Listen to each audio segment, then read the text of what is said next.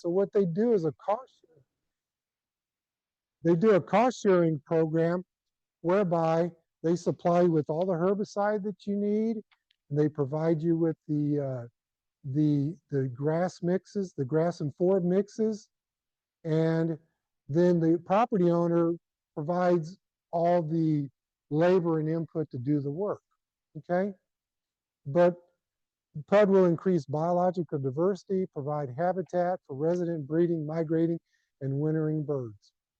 Okay, and so again, they provide the herbicides, the native grass mixes, the forb mixes, technical guidance, no-till drill, which is an absolute necessity for planting these. And the property owner will provide all the pre-treatments, prescribed burns, herbicide treatment, native plant seedings, and so on. Okay, now, so how do landowners participate? You contact your local Texas Parks and Wildlife, a biologist, and set up a site evaluation and assist you with applying for funding, schedule and conduct a site visit, work with the biologist to prepare your project proposal, submit the plan to Texas Parks and Wildlife, implement the approved plan, and then monitor the process. So after you've planted, you're in the program for 10 years where you need to maintain that habitat. You just can't go out there, start haying it, overgrazing it, and destroying it, okay? You know, your commitment needs to be there also. It's a 10-year commitment.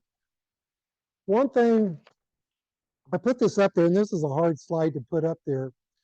I was given this report, and this report is a report that was written by H.L. Bentley, and it was submitted to USDA in Washington, D.C. in 1898, okay? And he studied a 20,000 square mile area centered on Abilene, Texas, and it went 200 miles east-west and 200 miles north-south. And he studied this area, and in 14 years, you may know what Abilene area looks like today. You don't picture tall grass prairie, you see scrub and the like. But he documented that in 14 years, the habitat was completely destroyed. So you're not reading Texas Monthly in 2025. You're reading a report in 1898. And he goes on to say the grasses were entirely consumed. Their very roots were trampled into dust and destroyed. In their eagerness to get something for nothing, speculators did not hesitate at the permanent injury, if not total ruin, of the finest grazing country in America. I mean, you can't picture that because we've accepted what we have today, you know? And it says, he goes on, it is not yet too late to remedy the evil, but no time is to be lost. Okay, this is 127 years ago. So, you know, when I got this report and I read through it, you know, it just brought tears to my eyes. And it's just like, you know, hey, I can have a little part of destroying and wiping out all the invasives that are there, because there wasn't probably a native grass species on our properties, because they've just been annihilated. So that was really a lot of fun. So how did I get started? So in the spring of 2021, I did all the research that I could through Texas Public Parks and Wildlife, through prairie restorations throughout Texas, YouTube videos, whatever I could find. I just dove into it and learned as much as I could. And then on Friday, May 14th, I met and walked the property for the first time with Ty Hickenbottom and Amber Brown with Oaks and Prairie joint venture, just to get their impression, like, is there any possibility that we could do a restoration? And they gave positive comments. And this was what was really an amazing blessing. Around May 18th, 2021, EOG Resources, which is our oil producer in Wilson and Karnes County, their landman, Platt Glasscock, reached out to me, and he reached out to me to see if I would be interested in partnering with EOG Resources and Texans by Nature and Texas Parks and Wildlife to do this. I guess he heard me talking about it, So he came and asked me.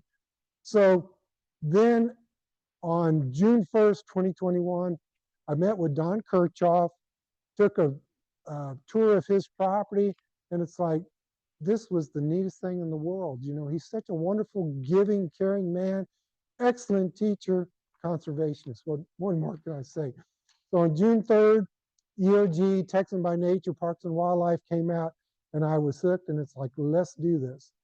So on June 21st, Jamie Killen, who was at the time the Karnes and Wilson County Parks and Wildlife biologist, came out, walked the property, and then started helping me on the PUD application.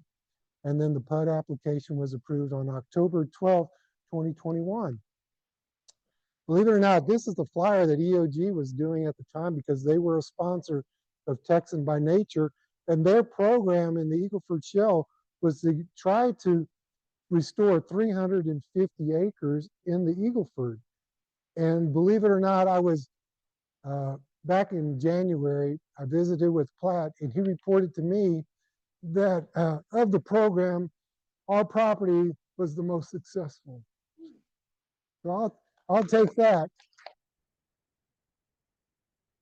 So anyway, so how did I learn about grasses? Well, again, I used that Texas Native Seed Catalog, and I went through it, and I wanted to. You can, in that catalog, in the very, very back, there's about 12 to 14 species of grasses and forbs that you can actually buy bare roots.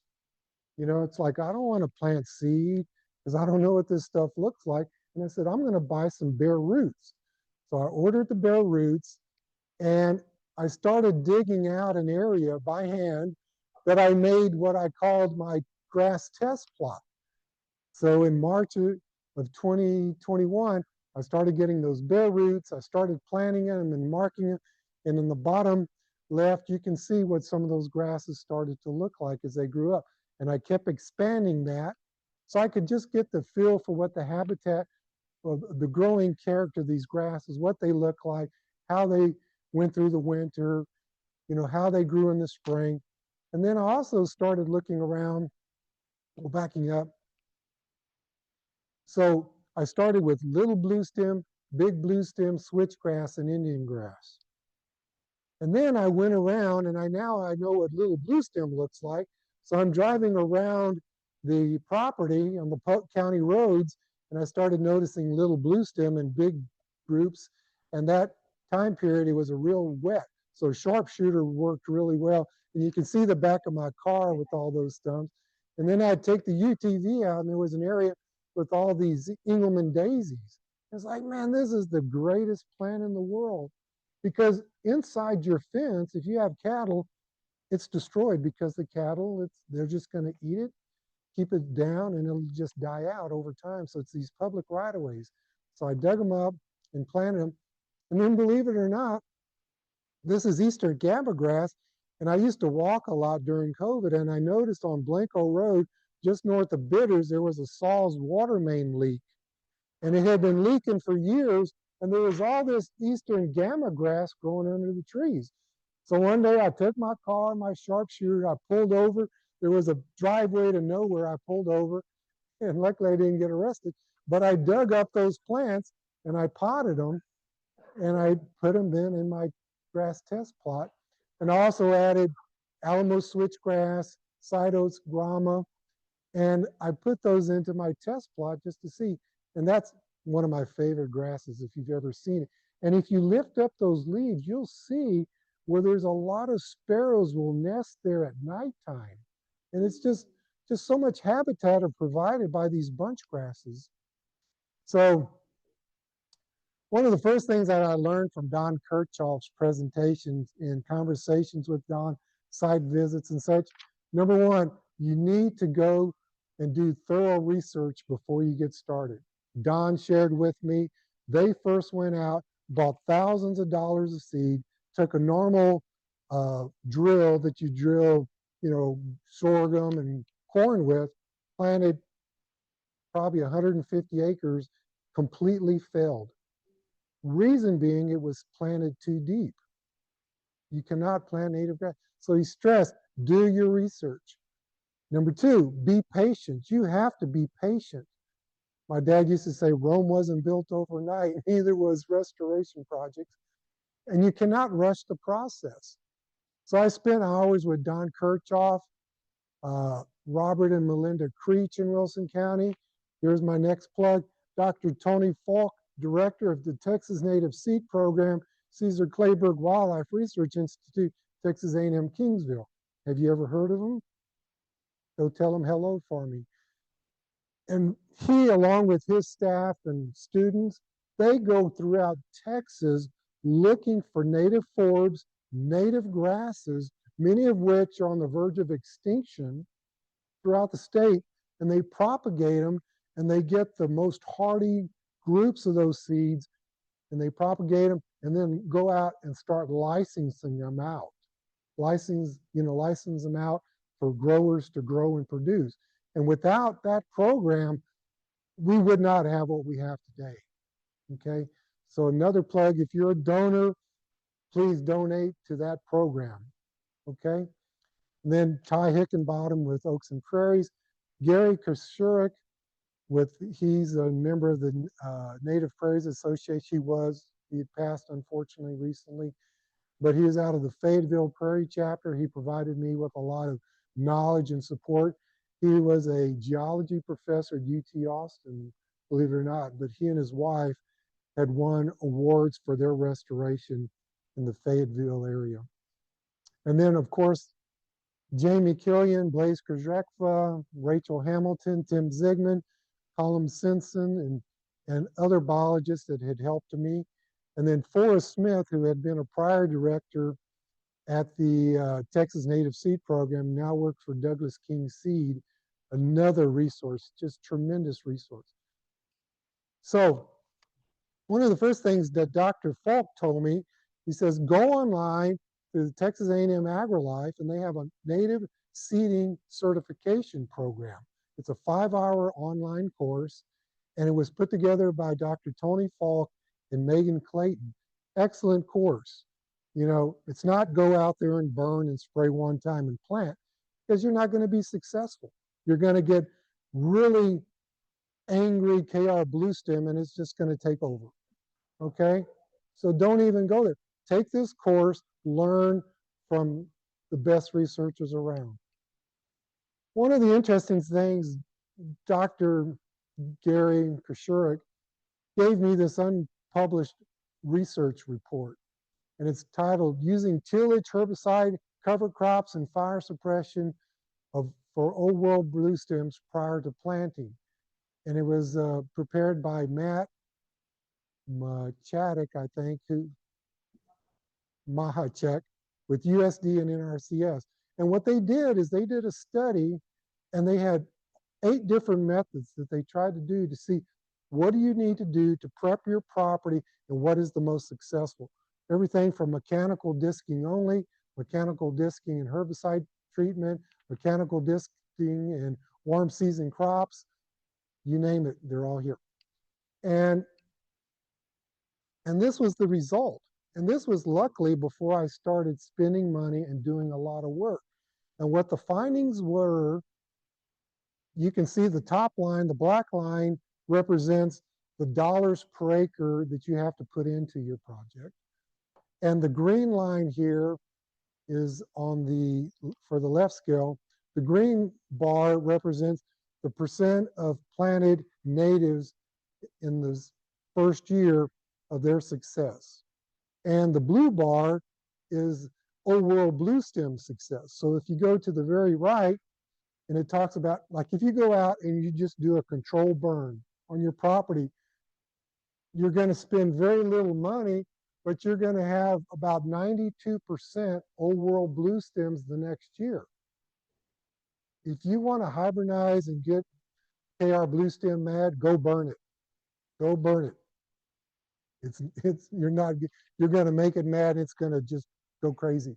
But you can see here, what they found is mechanical disking, disc harrowing, and spraying for a 2-year period. You can see in their research basically had it in, they weren't able to even measure the percent of overall blue stem that came up, and you can see the percent of natives that came around.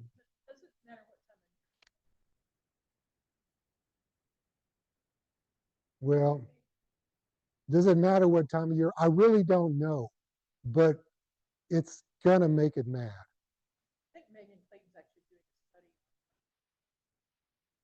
But you'd probably have to burn it every 3 months for 4 years. Yeah. So, and you know, the thing is, that's backed up by forest. You know, and Douglas King. It's like, Brice, you may never really want to burn your project, even in the future, because it may stimulate some KR. So, you know, these are guys that are in the business that I really respect, that I listen to.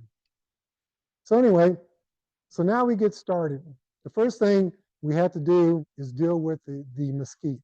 So the majority of the project, the property, had been cultivated fields for years, and then they went fallow for 20 years, and they were overgrazed, and so the mesquite came in. So this was all, you know, what I call second growth mesquite that had just come up over about 20 years. So I hired, my neighbor had some work done, so I asked, well, who does your work? And Richard, there's two brothers, Richard and Dennis Moczygemba, with J&J Farm and Agribusiness, who came out. I said, come out, give me a proposal to spray all these mesquites. And they just politely laughed at me and said, you don't have enough money for us to spray these mesquites. It's not going to work. And they suggested that we go in there and we mulch them all down and shred them and then root plow them to get rid of them. So in June of 2020, that's what we did. And you can see these cleared areas. You know, we got one of these big mulchers in the hill country. They call them cedar eaters. And so we rented that cedar eater and we mulched them all down. And if you could play the video number 1. Seeing is believing. It's sort of fun. And my uncle said, man, you really made that mesquite angry.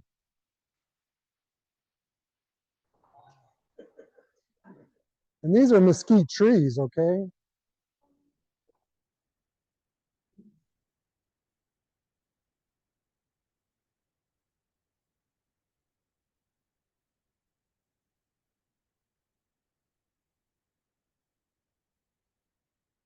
About 30 acres of this.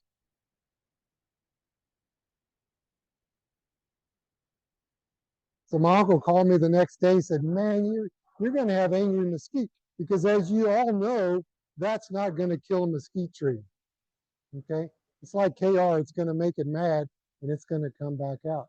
Thank God it's not Wasatch, because Wasatch, you know, the growth rate is 5 times that of mesquite. Okay?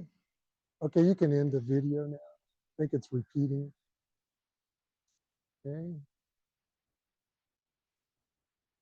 So next, what we did is we went out there and root plowed. And if you're not familiar with mesquite, those 2 photographs on the right, the second one from the right is what you do. It's actually the bulb upside down, and what you're seeing here is actually the taproot.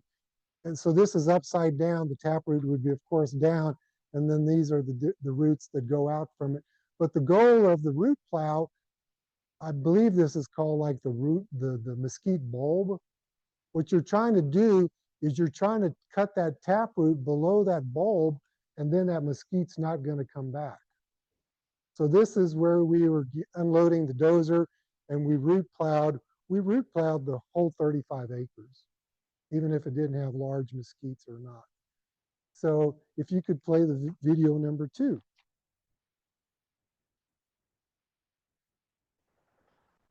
So here we go.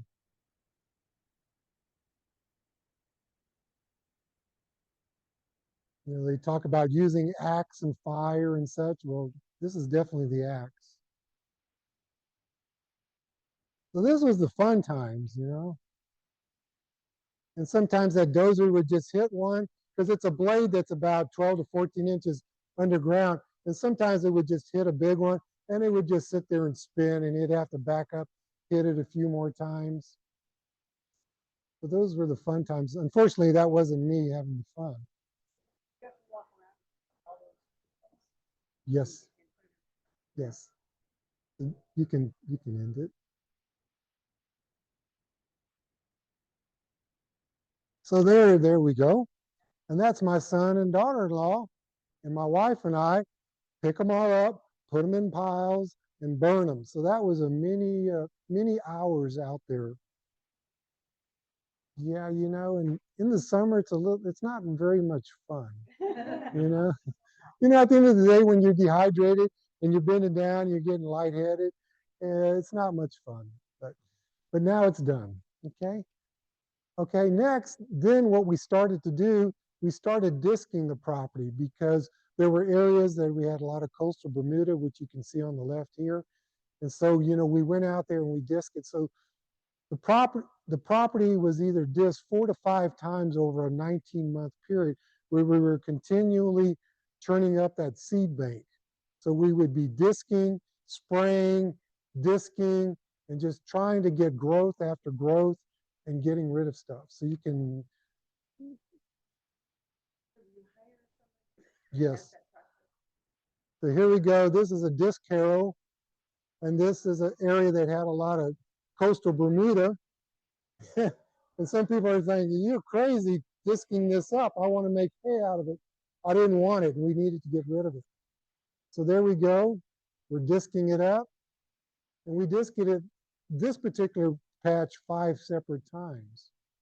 Okay, and you can tell that's very uneven. So you had to you had to wait for the rain to then get the soil settled back down. So it was a very time consuming. So this was a 19-month period between November of 2021 and June of 2023. And then what we did, so from the left side, this is what we started with all the way to June 8th on 2023, which we pretty much had a firm seed bed that we then could plant into. And we were spraying, believe it or not, we would spray some of those areas with the coastal Bermuda. And we were spraying at 3 quarts per acre of Roundup. So we were nuking it pretty hard. But you had to. You're not going to get rid of it. And then sometimes we would have areas that weren't as harsh, so we'd spray at 1.1 pints per acre. Okay, and so this was a photo point. So one thing that I do is I have 10 photo points across the property that I go to twice a year on the same date and do photographs of, so I can see it over time. So again, this was from April 21st through June 8th. A little secret about photo points that I believe in: do a 360-degree video, and then you can do, you can freeze that video, do screenshots, and you can get them to line up. Because I found that just taking photos, I'm not going to be that good to get them to match up. So these were the same points over time. As you can see in this area, what we started with, it was severely overgrazed. We replanted discus. That then came back, those grasses and forbs. We would spray it, we'd disc it again, and then finally we just let it, settle out. And then finally, after 42 months, we were ready to plant. So on February 14, 2024, which was just a few weeks of its 80th anniversary of my grandfather purchasing the property, we planted it with 20 native grasses and 20 native forbs. Texas Parks and Wildlife brought their no-till drill out of College Station, Texas, and you can see some of the biologists with Parks and Wildlife, and the 2 gentlemen on the right are Richard and Dennis, who do all the work for me. So if you can play the next video, video number 4.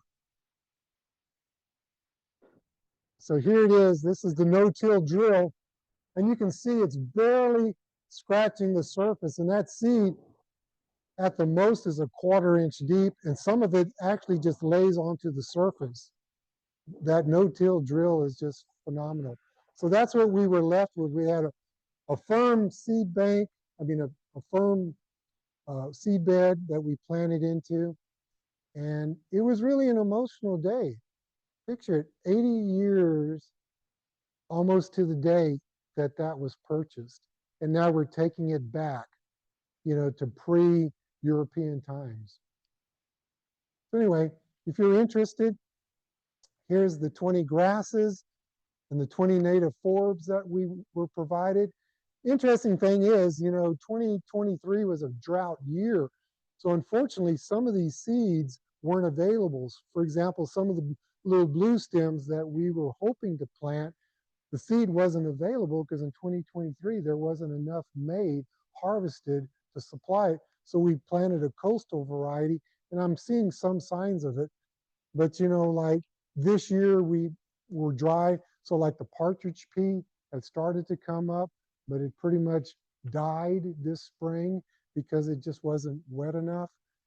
And the lemon mint, like last week, or the bee balm, the plants were beautiful, but they were wilting and they weren't starting to bloom. And it was like so depressing. I'd come home, it's like, dang, we need rain, and be praying and praying for rain. But this morning, my uncle texted me, we received 1.5 inches last night. So God is good. So we planted on February 14th. This was March 17th, and you can see that the grasses and the forbs were starting to come up. You're seeing some Illinois bundleflower. You're seeing some Van Horn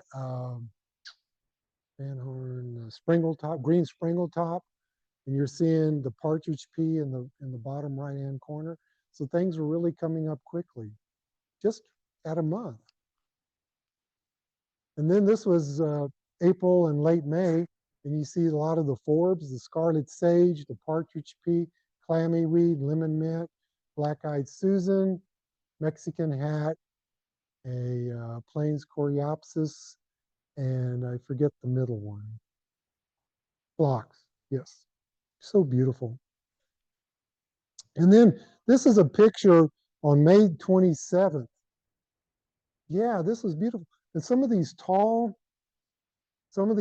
plants, these were just young Maximilian sunflowers, which, by late summer, they were 8 feet tall. And unfortunately, when it got dry in August, they just died. And I thought, oh my God, they're going to die. But they are a perennial.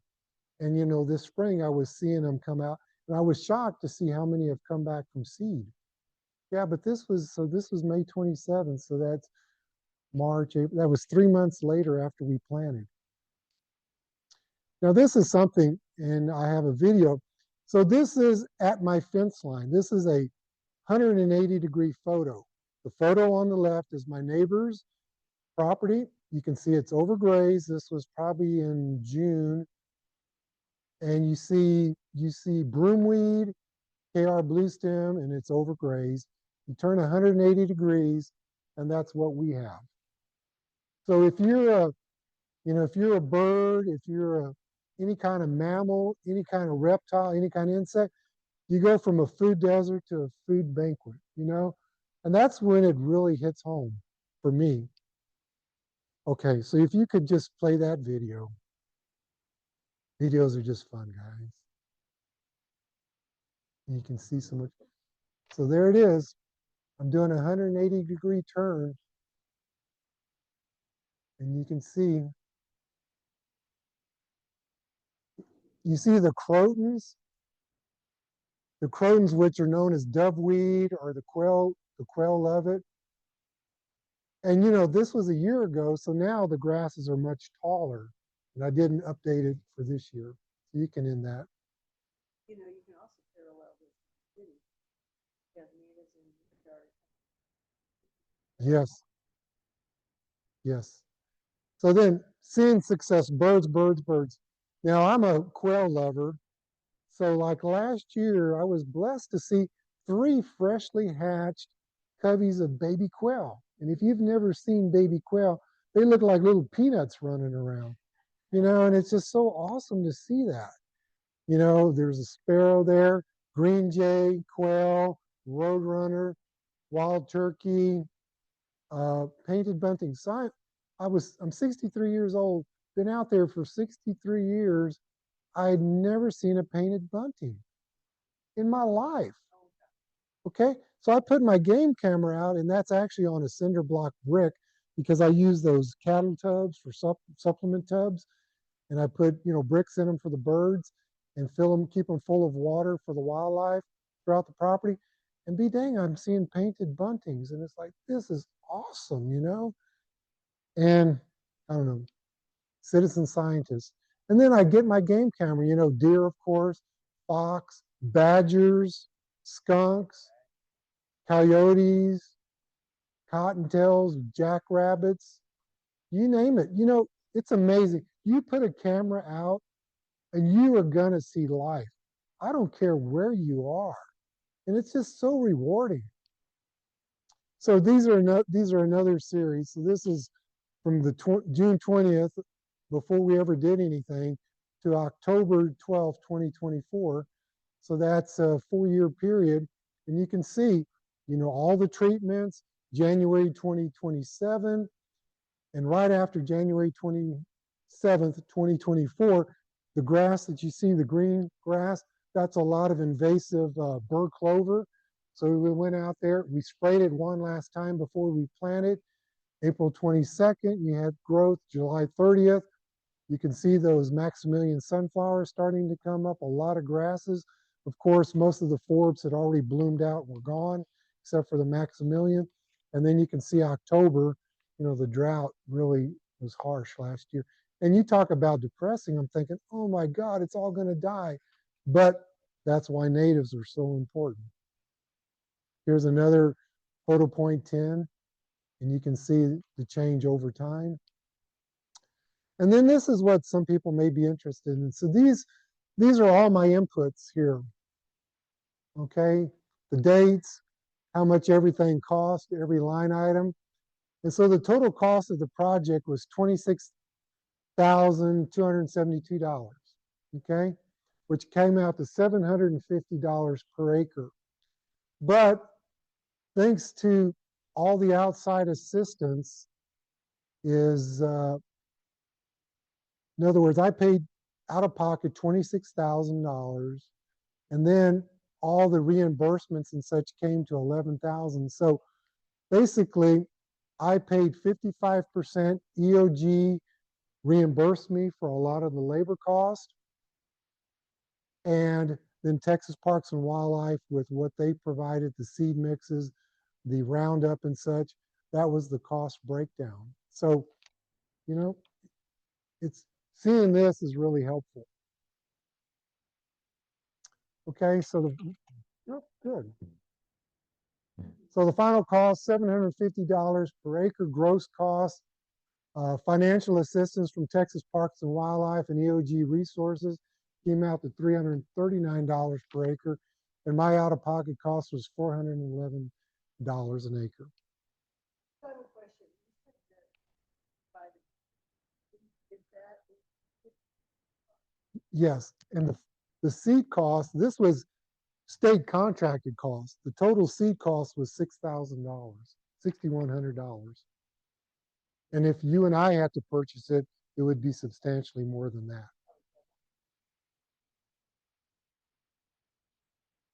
So now I'm in the maintenance phase, around the perimeter. For example, the county roads that front the property, I have Richard and Dennis come out there and keep them shredded so that KR doesn't have a chance to bloom and blow into the property.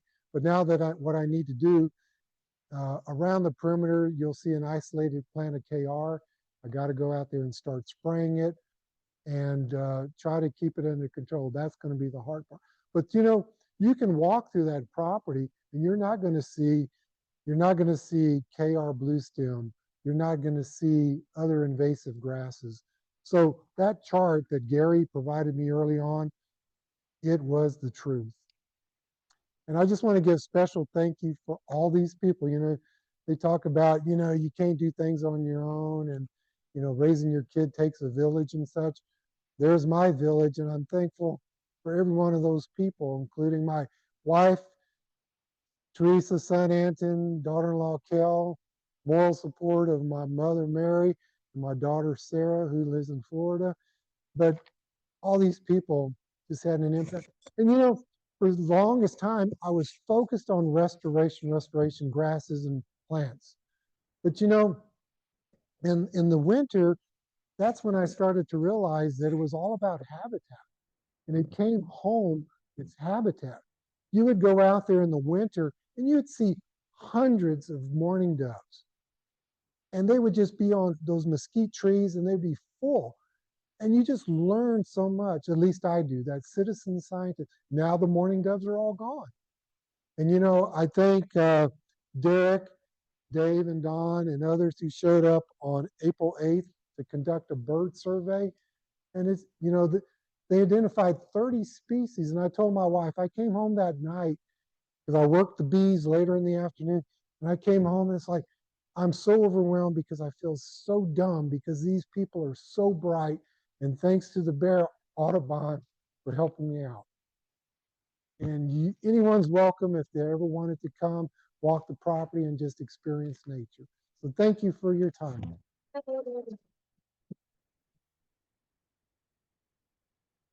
Excuse me, if you're going to ask a question, would you put it in the mic so the people online can hear? Thank you. What do you do about feral hogs? You know, that's a good question. Story is, while we were doing the treatment, you know, those what we call wild onions were coming up. One of the 15-acre tracts, there was one point after a rain, you could not take 3 steps without a wallow on 15 acres from the hogs. And my wife said, Brice, before you get too far along, you need to do something or these hogs are going to destroy your project. So she said, we went out there and we perimetered the entire perimeter with hog wire. And there has not been a wild hog since. Thank you. Good question. Okay. Wait. We don't have that many.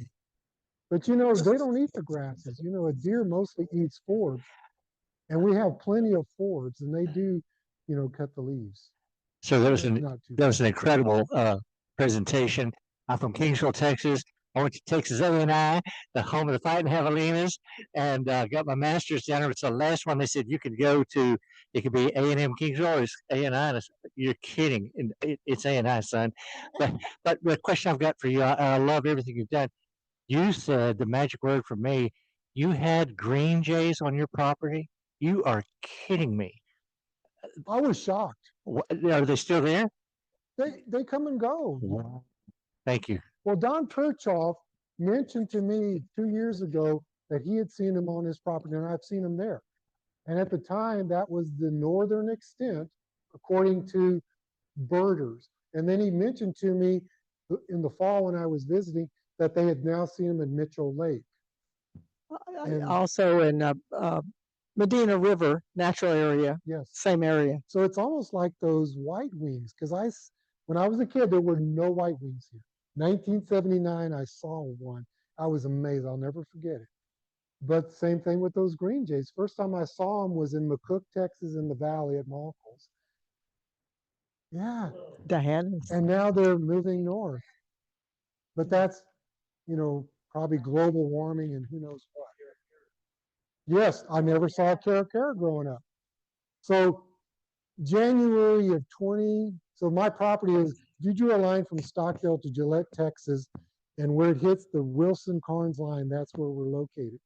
So I was out there one January and I had to put some gas, January of 2024, and I drove to Kosciuszko and there was a big fracking pond full of water. And I look on a cross fence and be damned, there was a bald eagle. A bald eagle. So I called Blaise Kazrekva, who was the Wilson County biologist at the time, who lived in Kosciuszko, worked from home. I said, Blaise, go out and look out your door. There's a bald eagle soaring above your house. And he says, yeah, that they nest along the San Antonio River. Mm-hmm, they do.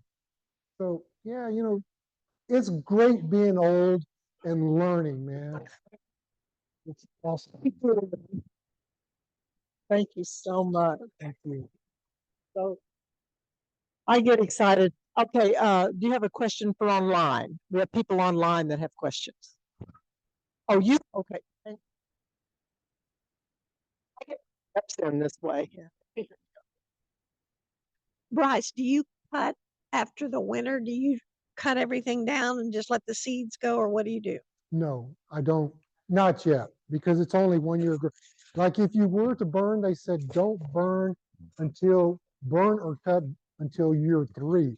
Because on the graft, there's 20 graft species there. And there's early succession, mid succession, and late succession. So you don't want to disturb that. And for example, the beautiful grass that's out there that I just love is that Van Horn green springletop. And it came from Van Horn, Texas, if you know where that is, in West Texas. And it's like, guys, this is beautiful. I love it. And they say, well, don't fall in love with it because in 2 to 3 years, it's going to completely disappear.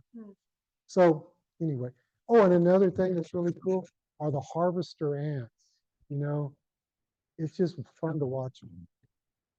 Somebody else have a question? Okay. Okay.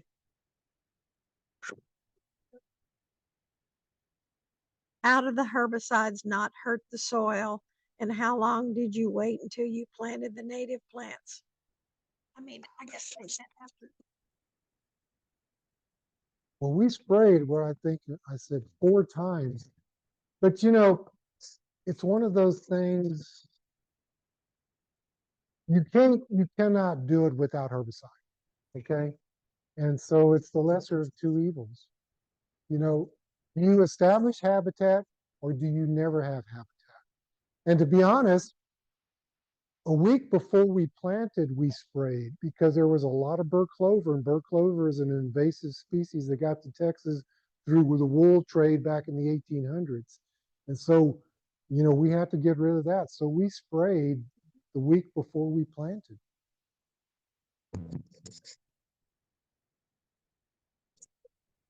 You had some real experts with Megan Clayton, you know, on the spraying. So the whole, when you're talking about protecting the birds, the ground, the dirt and everything, you just really need the experts, Yes. you know, on your side to do it.